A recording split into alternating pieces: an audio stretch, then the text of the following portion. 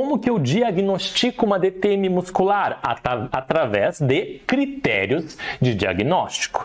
E hoje, esses critérios de diagnóstico são critérios como, por exemplo, o AAOP, temos o RDC, temos o DC, que atualizou-se, e temos atualmente o mais moderno. Meu nome é André Porporati, sou dentista, professor e pesquisador na Université de Paris, na França, e aqui neste perfil eu ensino dentistas a terem segurança no diagnóstico e resolverem 100% dos seus casos de bruxismo, DTM e neuropatia. O ICOP são questionários, são ferramentas que a gente usa para diagnosticar a DTM.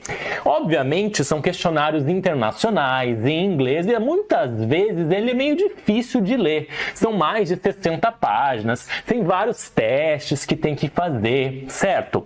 Então, o que a gente vai fazer? A gente vai organizar esses critérios diagnósticos aqui em passo a passo diagnóstico. Quem que fez isso? Aí, no caso, fui eu que estou organizando isso para vocês aqui. Se você quer saber mais sobre esse assunto, escreva bruxismo aqui nos comentários para receber uma aula completa sobre esse assunto.